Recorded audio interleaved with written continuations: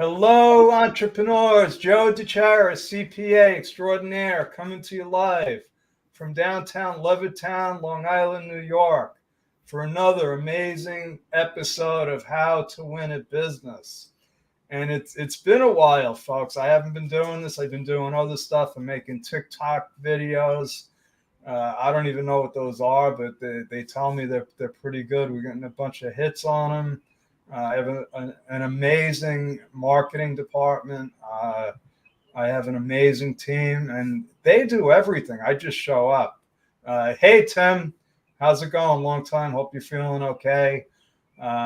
We are on your incorporation still. It seems like it's taken a while, but anyway, thanks for showing up here. So tonight we have a special guest star, somebody that we just connected with. She showed up at our mastermind uninvited. I don't know how she found us, but I think it was through LinkedIn. One of these, again, it's all through. I have nothing to do with this. This is all my team, and it's amazing because amazing people just keep showing up. And so I don't even think it's Jacqueleen Bido. I don't think she even realized how she wound up in our mastermind group on Friday. But if you want to venture into our mastermind group, we're on every Friday at 11:30 a.m. Eastern Standard Time. All you got to do is go to Mastermind with Joe and .com, obviously, and register. And we'd love to have you. If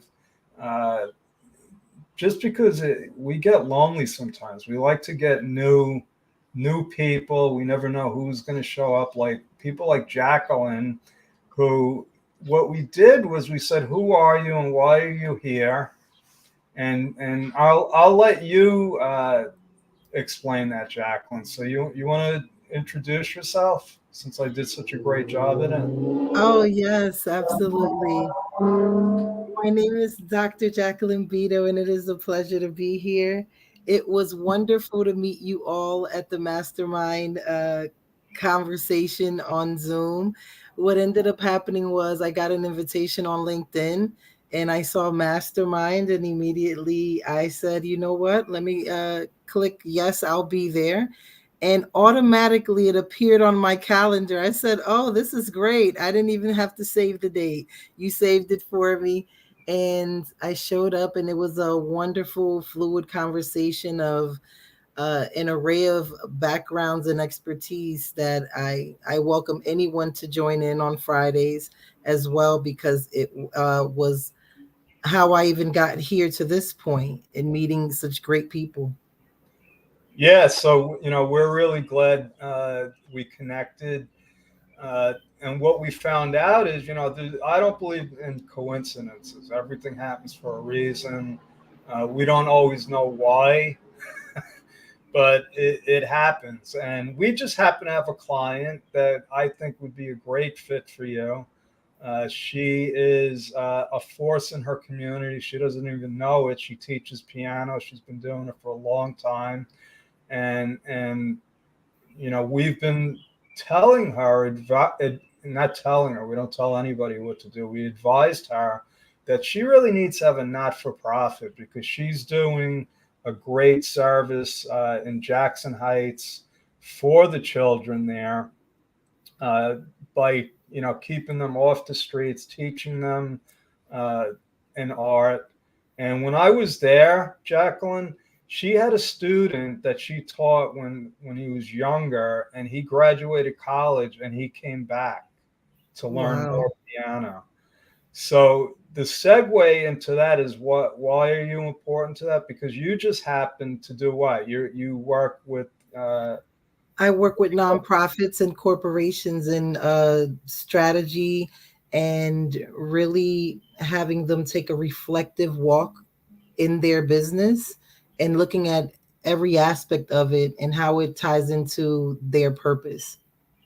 So what really got my attention, to be honest with you, because there's a bunch of people out there that do that. They say they do that. They're experts, and I've had some really bad experiences, not me personally, but clients that got steered in the wrong direction. But what you told me really struck a chord, because I'll let you explain, because what I gave you a scenario of Teresa, and I said, I don't think she realizes the impact that she's having on her community. So what did you tell me? How do you get that out of people? So what I told you was to ask her specifically, what was it like the first time she played the piano or touched the piano, and what did it make her feel? And what does playing the piano symbolize for her in her life? And how has it gotten her through moments of stress, moments of anxiety, or brought her joy? And so that then she could see, if this is what this does for you, this is what you're replicating in people, because you're giving them the tools to overcome, to uh, process those different things that we experience throughout life as adults and as children. So that's amazing, because you got me thinking about why I do what I do, and a lot of people uh, spend a lot of time trying to figure out what we call their why. Why are you doing this? And it takes a lot of, for me, it took years of reflection and deep dives. But it was like, oh my God, you got right down to the core of it. And I think that when when I what I'd like to do is I want to connect you with her and have you ask her these questions, because I know No, her eyes absolutely. are going to start to twinkle. She's going to start talking about that feeling, and then it'll click to her that I think what she's doing, and tell me if I'm wrong, isn't she like transferring those feelings that she had and what it did for her? She's transferring that uh, those feelings to her students. Exactly. And she's opening a world that for some students and some of the children she's impacting would have never had the opportunity had it not been for her. And this is why you have to bring people back to, what was it like when you were young? What was it like when you did this for the first time? And even in business, when I think about us in our business mindset, we always have to go back to the beginning sometimes. And I don't think we take reflective pauses enough to say, I remember the first time I decided to start a business. It was like what I call, for the people I coach, it's the honeymoon stage. Everything is wonderful, it's beautiful. And what I like into the business world is, it's a marriage. It's a marriage that takes work. It's a marriage that takes dedication. And when you're not consistent, you want to divorce your business. And and so I I love that. try to stop people from divorcing their business, because there was once where there was a honeymoon stage, and to keep that marriage lively, you have to always go back and remember what made you fall in love with what you do. I love that, because I never heard it. I explain it in a totally different way. I've actually tried to dissuade people from going into business because I didn't think that they were ready, and actually told people that were in business for years that they really need to get a job, because they just weren't. And it's almost like, you married the wrong person. Or you picked the wrong person. And maybe, yeah, and it's painful, but it's the truth. The other thing I tell them is, be careful what you ask for, because the honeymoon's over. Because Because there's work to do. yeah, and they're shocked. They thought it was all going to be puppy dogs and rainbows, and they're like, "What do you mean I have to pay payroll taxes? What do you mean I got to put signs up? What do you mean I owe the IRS money?" And I'm like, "Well, you didn't pay attention to what you were told. You were too busy, looking at the stars." And But I think that people fall in love with the overnight success of the thought of being in business. And there's a long journey for success in business. And not saying that it isn't lucrative, because there is a reward from business that comes from that personal growth that you're experiencing through the activities or the programs you develop and the people you impact. Then there's the financial reward that sometimes we attain through consistency and what I like to call our street credibility. When I engage in any interaction, I tell people I don't play with my name. And when I align myself with you at your table, I don't play with your name, because oftentimes people forget what's in a name: everything. Think about the brands that we utilize, the marketing that exists. Your name means something. And if you don't hold it to a certain standard in business, this is how we begin to walk down those paths that uh, we don't like to walk in business. And it takes consistency. absolutely, and people don't want to hear that. They don't want to hear it's going to take time. But I did notice that you said that we experience the financial reward sometimes. Okay, you Yes. sort of just what, and I know, I'm the accountant. I'm like and I get the feeling that people really don't like what I have to tell them because it's the truth. I'm like, the numbers don't lie. you know, what are you doing here? You're in business for 8 years and you haven't produced any revenue. Uh, but that's my story. That's what I do. I want to get back to you and how you walk people through uh, the, what do you call it? The community. Uh, Help me out here. I forgot. I lost the words. How do I walk them through that reflective walk for community No, the impact? community development, not community development. What your business? What is it you do again? Oh well, for Bidoism, I consult and I coach these entities. And first, I meet with the person in charge, because I need to see, where is that person's mindset? Why are you here? Not why are you in business? Why are you here? Because there's two types of bosses. There are those that are actively a part of the work and the process daily. And then there are those that are in business, but they have outsourced and delegated those tasks to someone else. And I Okay, ask them, go I ahead. remember what it was. Community impact. That's the Yes. okay.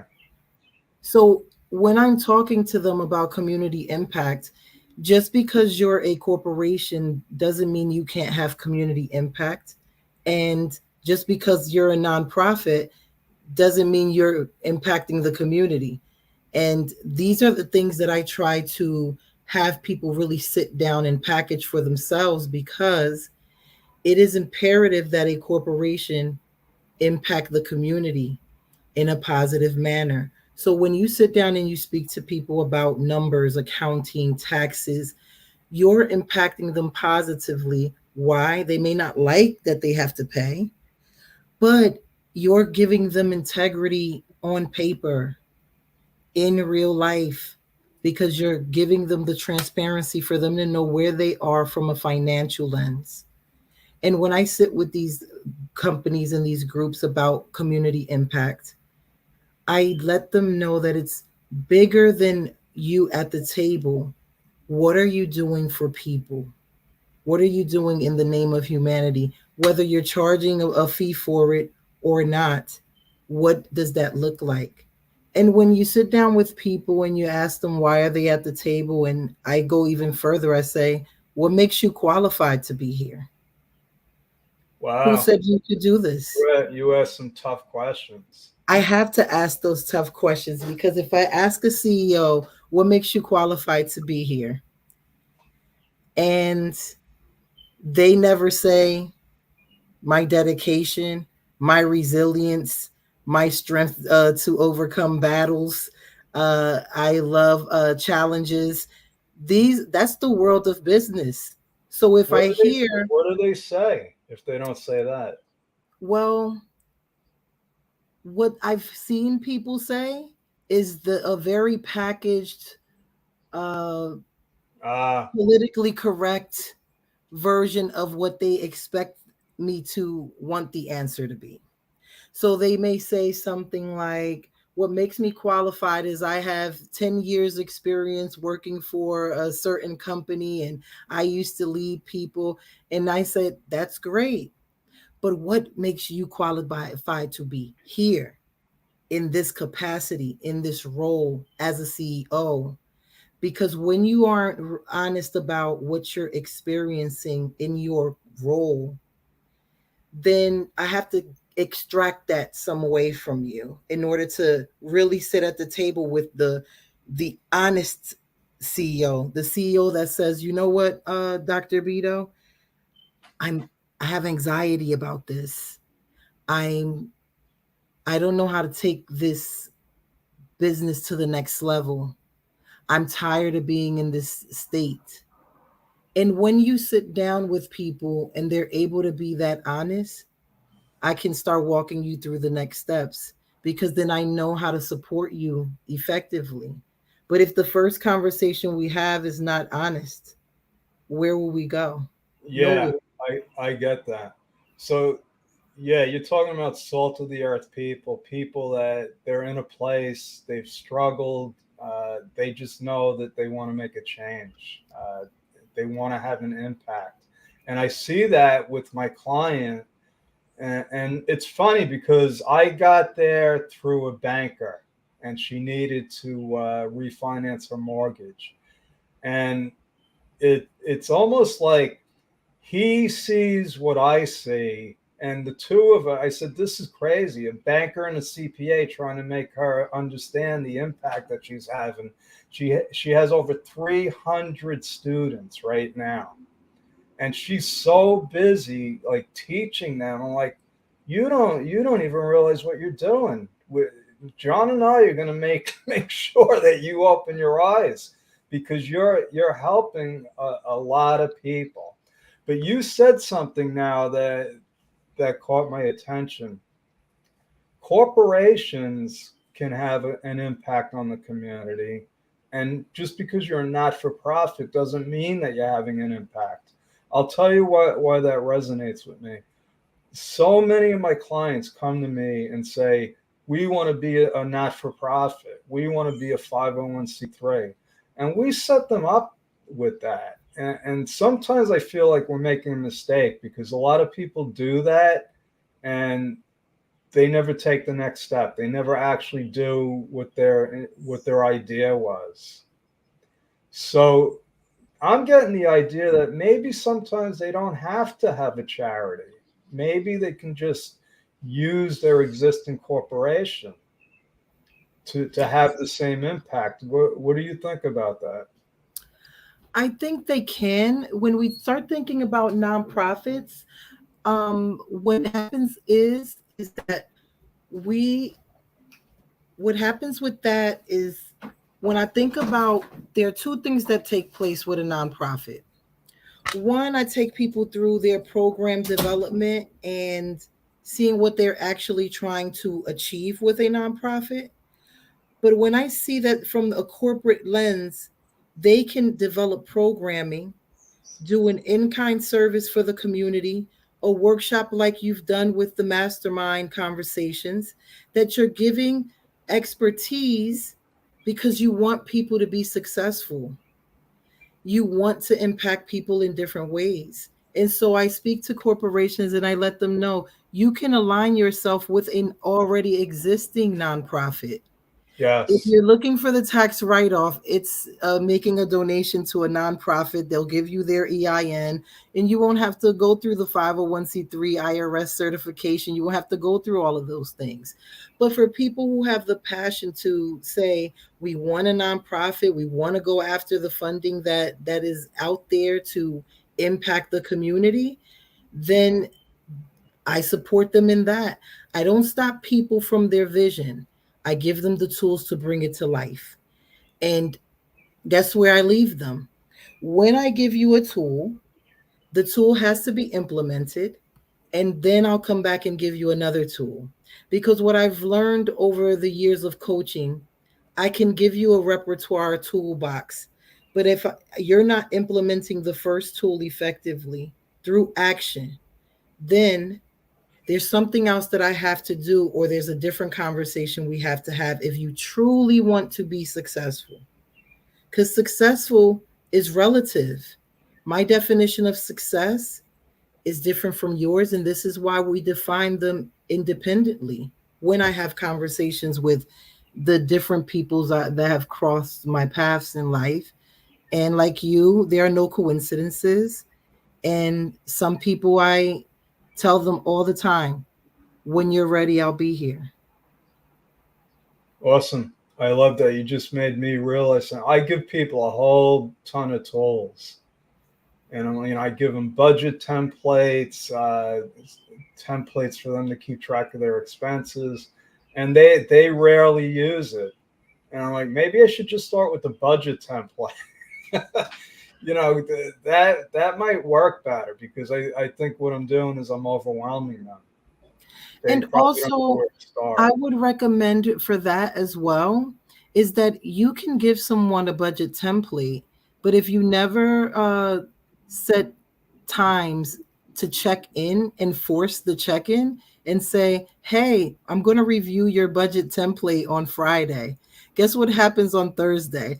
I haven't done my budget template, but by Friday, I'm going to have it done for our conversation.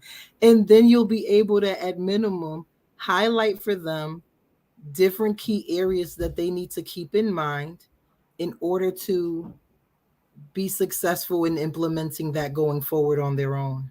You know what's hard about my business is, for people to look at their finances is painful. That's what I found. So it's like I almost it's difficult. It's like I'm trying to help them with their finances, with their taxes, and the only way to really help them, sometimes I feel like I'm a therapist. So how do I overcome that obstacle?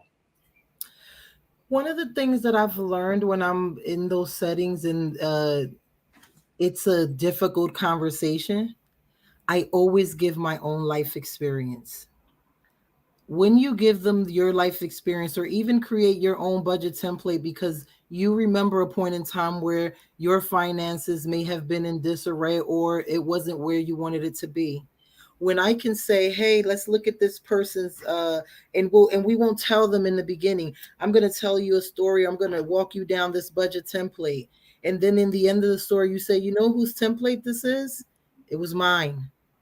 that's Wow. that's I going to could see it. change how they receive it. I could show them, listen, I had 12 credit cards, 4 bank accounts. I was paying $90 a month in bank fees. I didn't even realize it. And I'm a CPA, and I'm transparent. I say, listen, I don't have, but I had to sit down and do my own budget. So that's a tremendous. I can't wait to start using that. But let's talk about you for a second, because you have a pretty interesting story. I know that you have 5 young children.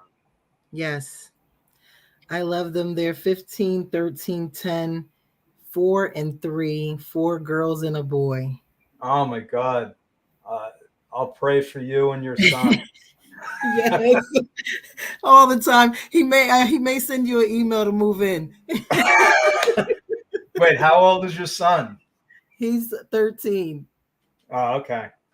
All right, that's good to have a boy in the family. The girls will need some protection. Uh, Yes, yeah, definitely. But I commend you for that. That's a whole nother world in its own. So you're not only are you a mother with 5 children, you're a doctor, and you're doing you have a business. Oh my God! Like, correct. And I practice what I preach. I'm not exempt from the trenches of being a business owner. I'm not exempt from the obstacles, from the days of anxiety, But this is where, when I think about why I founded Bidoism, and the tagline is a strategy for peace of mind, is that oftentimes we look for the solution for our what's bringing us trouble, or trouble in our peace and disturbing our peace. We try to solve the entire thing in one shot, but we're tripping over a pebble in front of us. And Yeah. so let's remove the pebble with one solution, one strategy, as we press forward to deal with the bigger issues as they come along. Love And it. I So always want to add that I'm only giving a strategy for peace of mind, but someone has to implement it. yeah, somebody Facebook user, I don't know who you are, but he wrote, or she wrote, implementation is necessary. In So yeah, every way, in every way. And I tell people, you can show me with your actions. Show me yeah. with your actions. I So hear you. In my the CEOs that I've coached, I always tell them, when they're telling me a fanciful story, I say, I hear you. And they know exactly what I mean by that. I hear you talking, but I need to see it in action. yes. So listen, we've gone on almost a half an hour. I usually try to keep these 15 to 20 minutes. And I told Elizabeth, I said, we always get into a conversation. It goes on and on. I could talk to you for hours, but we don't have hours and people won't. And I do want to thank you. I know you said that you had a migraine today and it would have been easy for you to cancel. And so thank you for not canceling. I have one more question, and then I'd like you to give us some words of wisdom. But and I'm going to put you on the spot now, but I want to know, what is your why? What is my why? So when I first was thinking about the name, the business, I'm a person that believes in God. And so I was thinking about when God himself was speaking to Moses, and he said, "You're on holy ground." And then Moses said, "Oh, what should I have them call you?"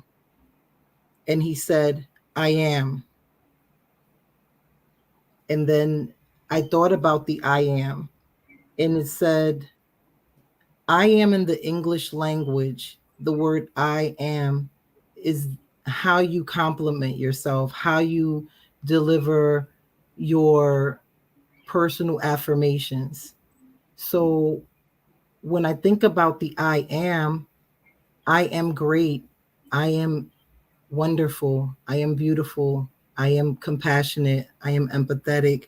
I start those affirmations and I started thinking, this is what happens with people.